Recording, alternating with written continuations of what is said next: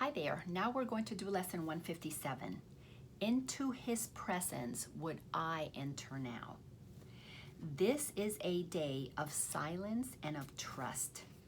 It is a special time of promise in your calendar of days. It is a time heaven has set apart to shine upon and cast a timeless light upon this day when echoes of eternity are heard.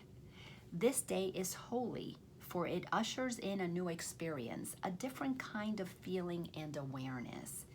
You have spent long days and nights in celebrating death. This is our ego. Our ego is always talking about birth and death. Today you learn to feel the joy of life. Paragraph 2. This is another crucial turning point in the curriculum.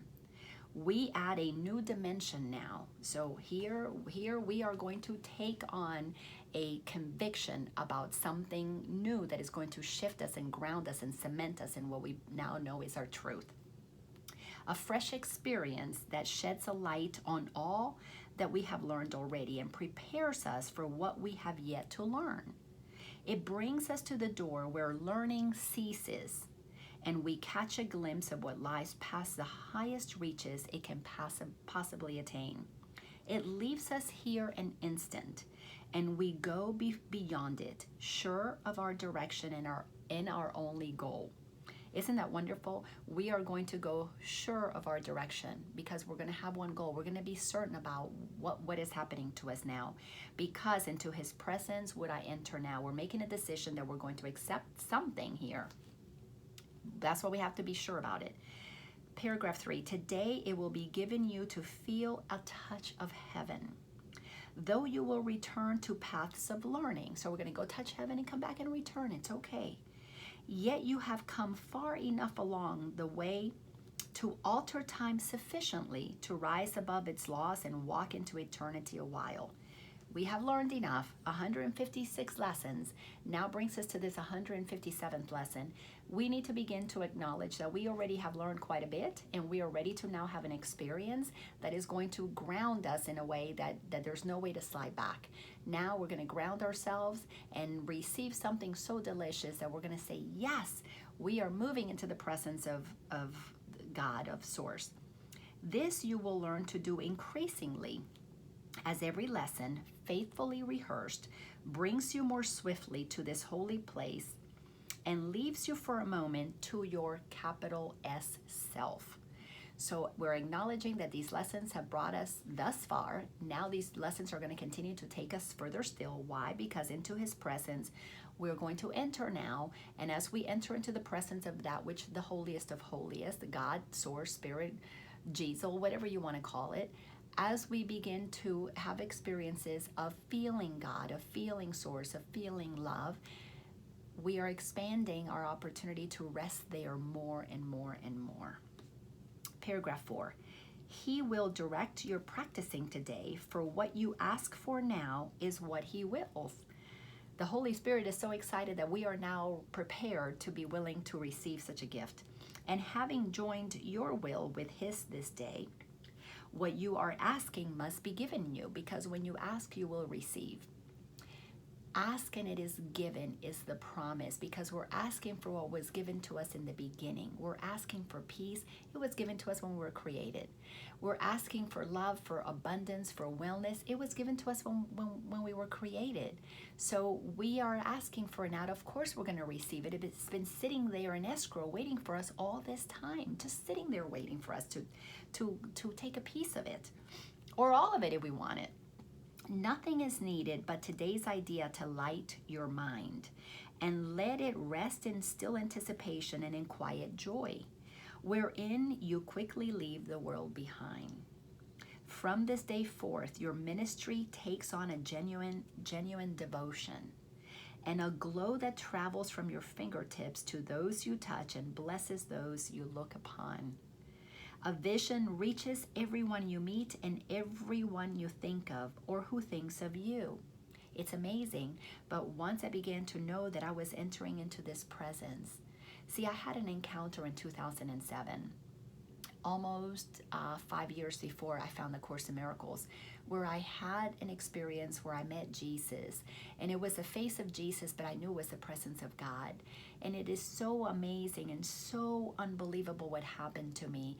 I merged with the creator of the universe. I felt myself as one with all that is. I felt every essence, every piece of me, the molecules, the atoms disintegrate, and all that I was, the DNA that is what I am, filled with the essence of God, filled with the love of God, just expanded and created all of the universe, and all that is was me.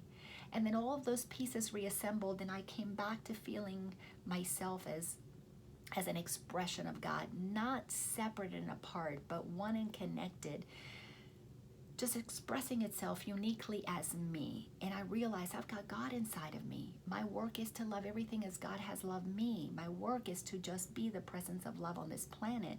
And then began my journey to really acknowledge that God was in everything I saw. And what began to happen is my vision, I was able to reach everyone that I saw, was seeing God. I spent time watching people. It was so fascinating. I remember going to restaurants, and one time there was a beggar that came into a restaurant, and he was going table to table begging. And of course, the restaurant manager, I could see from the distance that they were getting ready to come and kick him out. And I just pulled, I don't know how much I had, money in my wallet, and I gave it to him. And I looked into his eyes, and I saw God there. And in that moment, I knew God is going to keep showing up in everybody that I meet, so that I get to be the presence of love, that I get to express my reverence for every single human being that is God. Absolutely amazing. Absolutely amazing. Why? Because into his presence I wanted to enter, and I did on that day. I had that moment of experience, and then it was up to me to keep that going by seeing God everywhere, in everything and everyone. So paragraph 5, sentence 3, for your experience today will so transform your mind that it becomes the touchstone for the holy thoughts of God. Do you get what this is telling you? This is telling you that you need to choose, as I needed to choose, to ask to feel God. Because when you choose to be in the presence of God, you will have that experience, because we've always been in the presence of God. We just didn't know it. So this is a deliberate request that you have to be ready to make. You have to acknowledge that you deserve this. You have to love yourself enough by now to recognize that your holiness is your birthright, and that you want to be in the presence of the holiest of holiest, because we walk with God. We're acknowledging what has been true always, and getting ourselves out of the illusion that it hasn't been so, and that we have to earn it somehow. And when we earn it, it'll be after we die. No, we're done with messing around with death. We're done with that nonsense. We are accepting the truth of who we are, so that we can feel God inside of us now. Oh my God, deliciousness. Paragraph 6, your body will be sanctified today. Its only purpose being now to bring the vision of what you experience this day to light the world. I've gone through a major transformation. I've shed so much weight. I've become so healthy and vibrant and youthful, all because I've given my body over. I've given this experience of body, this mass. It's just energy that animates it. So I've decided to let that energy that is God be what is totally whole, perfect, complete, well in me, and animate me from the inside out. I know I radiate youth and joy and vitality and happiness. I know that, because this vessel belongs to God, and God gets to use it how God wants to use it, because I said so. I said I am willing to be the expression of love. When you give yourself to God, guess what? You're used for good. There is nothing that God is ever going to do with you that is going to be hurtful or hateful. Never. That's what our ego did, and that's what we allowed ourselves to experience. All those hate thoughts, all those just judgmental thoughts, that was you hurting yourself. That was me hurting me. But when I began to receive God, healing began to happen, and goodness began to flow, and oh my gosh, it's just absolutely amazing. Amazing. There are people who say I'm Pollyanna because I feel so good all the time, or I think good thoughts, or I only want to shift into love. That's okay. They haven't tasted what I've tasted. Once they taste what I taste and know that they can choose that at will, know that they can shift and lift anytime they want to, they'll be doing the same thing. Yes, and then together we'll all be spreading our light. I don't have to tell them they're doing anything wrong. They're on schedule. They're using their power to waste time dilly-dallying with their ego. That's perfectly okay. They can do that. Why? Because every single one of us can do that if we want to. We've been given free will to choose to will with God or will against God. And to will with God is to will for our goodness. To will against God is to will for our suffering. That's okay until you decide no more. But you have to decide it. We have to do it's an individual journey. So paragraph 6, sentence 2, we cannot give experience like this directly. We cannot have somebody else experience God. I cannot have somebody else experience love. It's not possible. Yet it leaves a vision in our eyes which we can offer everyone, that he may come to sooner to the same experience in which the world is quietly forgot and heaven is remembered for a while. When I feel the presence of God in a powerful way and people are around me, they can tell that something is going on.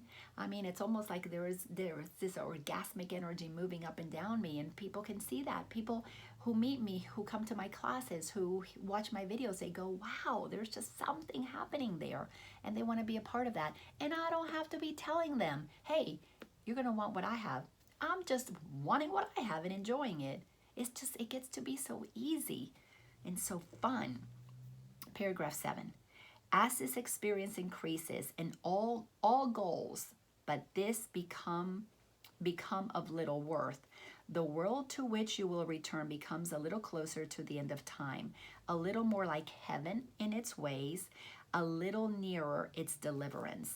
Yes, as I continue to decide that I only want to feel good because it's what God is, goodness. I only want to feel happy because it's my birthright, because it's what God gave me as my purpose. I only want to feel the light. I only want to feel my eternalness.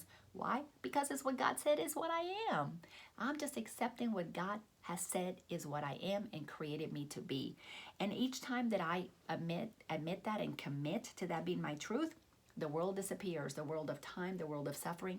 Little by little, it gets atoned. It gets taken out of my mind. I don't even remember it. I have to work hard to remember my stories of suffering because they're not present in my mind. Why? Because my mind is present with God. That's what I'm choosing to feel. I am very, very selfishly, deliberately connected, attached, addicted to feeling good. Why? Because I can, because that's how I feel heaven. And every time I'm the presence of heaven, the world begins to get a little lighter. And the numbers of people that I am connected to expands. It's just absolutely amazing. And you who bring it light, the world, you who bring it light will come to see the light more sure. I see it everywhere. The vision more distinct. Oh yeah. I see everything happening for a reason. I see the benevolence of everything. What could be called a tragedy, I see it as opportunities for expansion. I see opportunities for compassion. I only see the good out there. And it's just amazing. So the time will come when you will not return in the same form in which you now appear. For you will have no need of it. Eventually, we're not going to come back and be these physical manifestations. We're going to return one day as beings of light. We are going to appear as non-physical light. It's going to look individuated, but it's going to be totally translucent because we won't have density. We won't have a belief that we're separate. We won't have fears. We won't have judgment. So we don't have to densify like this. Isn't that exciting? Oh my gosh, I love it. Yet now it has a purpose and will serve it well. Yes, our bodies have a purpose, so let's use them. Paragraph 8. Today we will embark upon a course you have not dreamed of. But the Holy One, the giver of the happy dreams of life, translator of perception into truth, the holy guide to heaven given you, has dreamed for you this journey which you make and start today with the experience this day holds out to you to be your own. So we've been given the Holy Spirit, we've been given Jesus, we've been giving all these books, all these wonderful teachings. Now we have to accept it and say, I claim it as my own. Paragraph 9, into Christ's presence will we enter now, serenely unaware of everything except his shining face and perfect love. The vision of his face will stay with you, but there will be an instant which transcends all vision, even this, the holiest. This you will never teach, For you attained it not through learning. I can't teach other people what the face of God looks like, what the face of Jesus looks like, what that experience, I can't. There's impossible to teach that. It was mine to experience. It was mine to realize truth. That realization made truth real for me. Yet the vision speaks of your remembrance of what you knew that instant and will surely know again. So as I share with people what I experience, I'm planting seeds that help people go, I would like that. And then when they make the decision to, into the presence of the holiest of holiest, enter, they will be entering into the truth that has been true for them always. But we have to accept it each for ourselves. Nobody can give that to us. Thank you all so much. Enjoy this experience. Be still, be silent, and be with God. Be with Christ. Feel that in your heart. And you too will be able to experience the truth that passes all understanding, the peace that passes all understanding. You're going to get to know the truth that has been yours always, because once you begin to feel that you're not going to want to settle for the shabby offerings of the ego, you're not going to want to be judging, you're not going to want to be hating, that's going to feel so not good soon, because the goodness of the love of God is all that you're going to want to experience. Thanks a bunch and have a magnificent rest of your day. Bye-bye.